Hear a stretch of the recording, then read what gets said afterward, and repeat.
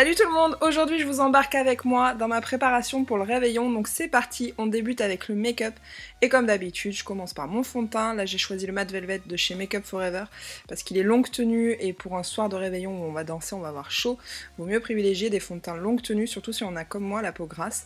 Donc je commence par mon fond de teint et j'enchaîne avec mon anti-cerne, le Conceal and Define de chez Make Up Revolution, que j'aime beaucoup et que je viens estomper avec ma Beauty Blender comme d'habitude. Ensuite je viens poudrer tout ça et on n'oublie pas, c'est soirée réveillon, ça veut dire qu'on va danser, qu'on va avoir chaud, donc on n'hésite pas à bien poudrer. Là moi justement, vu que j'ai la peau grasse, j'utilise la technique du baking, comme ça va accentuer mes points de lumière au niveau de mon visage, c'est-à-dire que je vais mettre énormément de poudre sous mes yeux et au niveau des points de lumière de mon visage. Je laisse poser ça pendant 5 minutes et ensuite je viens estomper avec un gros pinceau. Ça permet, voilà, comme je vous ai dit, d'accentuer les points de lumière de mon visage et surtout de bien matifier ma peau qui a tendance à être grasse et que ça puisse tenir vraiment une grosse partie de la nuit sans avoir besoin de faire des retouches. Ensuite je viens réchauffer mon teint et faire mon contouring avec ma poudre de chez I Heart Makeup. Donc là on n'hésite pas, hein, c'est un maquillage de fête, donc on peut se permettre, s'il y a bien une fois dans l'année où on peut se permettre d'avoir la main un petit peu plus lourde, c'est pour ce genre de make-up. Donc n'hésitez pas à bien réchauffer votre teint et à accentuer un petit peu vos couleurs et vos contrastes. Ensuite j'enchaîne avec les yeux, donc là je choisis la palette de chez Make Up Revolution qui est hyper pigmentée, franchement pour le prix c'est de la bombe.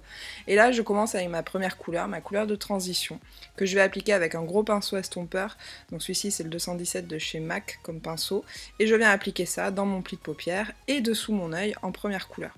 Toujours avec le même pinceau, j'utilise ce fard un petit peu plus rouge et que je vais déposer uniquement dans mon coin externe et bien étiré. Je fais la même chose aussi en dessous de l'œil. Et on n'oublie pas, comme d'habitude, ce qui est le plus important en maquillage, c'est l'estompage. Donc là, je viens bien réestomper avec un pinceau propre, c'est celui de chez Kiko. Ça me permet d'avoir un travail d'estompe beaucoup plus propre qu'avec mon autre pinceau qui a déjà la matière dessus. Donc j'aime bien travailler avec deux pinceaux estompeurs. Comme je vous disais, je fais exactement la même chose dessous les yeux. Ce que je fais dessus, je le reproduis dessous. Je viens maintenant mélanger cette couleur-là avec ce fard qui est un petit peu plus marronné pour réchauffer un petit peu plus et apporter un petit peu plus d'intensité à mon maquillage. Et je travaille uniquement sur l'extérieur de mon regard.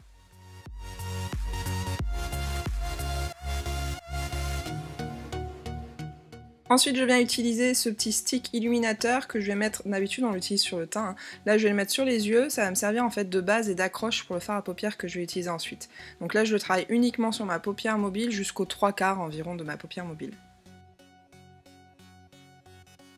Puis je viens utiliser ce fard doré de cette palette qui est légèrement crémeux, je vous conseille vraiment de le travailler au doigt. Les fards un petit peu crémeux, vous aurez plus d'intensité en les travaillant au doigt et encore plus d'intensité si comme moi vous avez utilisé une base en dessous, ça accroche davantage la lumière et le pigment accroche à la paupière, ça évite d'avoir des chutes.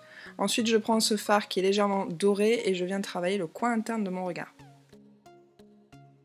Et comme d'habitude, on n'oublie pas les points de lumière, donc là j'utilise cet enlumineur blush de chez I Heart Makeup et je viens mettre mes points de lumière dans mon coin interne et au niveau de l'arcade sourcilière comme d'habitude.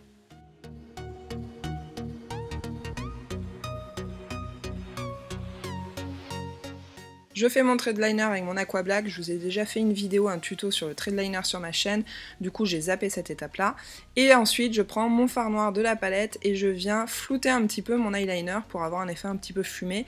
Et surtout je viens intensifier l'extérieur de mon œil pour apporter un petit peu plus de profondeur et un petit peu plus de contraste.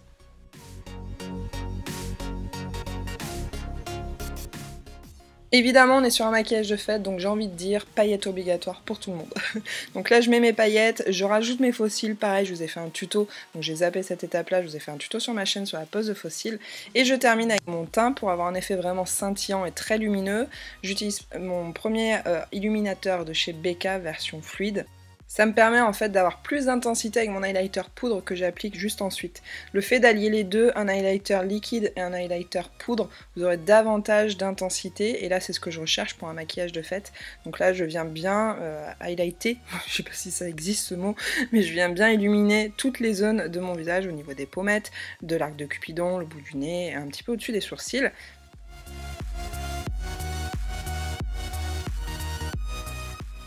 Pour les lèvres, je pars plutôt sur quelque chose d'assez nude et plutôt naturel, de quelque chose de mat, hein. J'y vais tranquille au niveau des lèvres, sachant qu'en plus on va manger, on va boire, j'ai pas envie de faire 50 retouches dans la soirée, donc je pars sur quelque chose d'assez nude. Et puis bon, faut dire que j'ai mis quand même l'accent au niveau du teint et au niveau des yeux. Après, rien ne vous empêche d'utiliser un rouge à lèvres rouge avec ce genre de make-up, ça peut être très très joli aussi. Ensuite, je termine évidemment par ma petite note de blush que j'aime bien mettre à la fin pour que ce soit vraiment accordé avec l'ensemble de mon maquillage et que je puisse choisir vraiment la couleur adéquate. Et mon make-up est terminé, on passe aux cheveux. Pour les cheveux, vous allez voir, je suis une grosse flemmarde, ça va aller beaucoup plus vite que pour le make-up. En général, je passe très peu de temps sur mes cheveux, du coup voilà. Ce qui me sauve, c'est vraiment cet appareil, c'est le Curl Secret de chez Babyliss, parce que c'est hyper rapide et comme je vous dis, moi je suis assez feignante au niveau des cheveux. Je fais uniquement quelques boucles et avec cet appareil-là, c'est super simple, c'est assez rapide, nettement mieux je trouve qu'avec un fer à friser. Du coup voilà, depuis que je l'ai, je l'utilise quasi non-stop dès que je veux faire une coiffure qui sort un peu de l'ordinaire.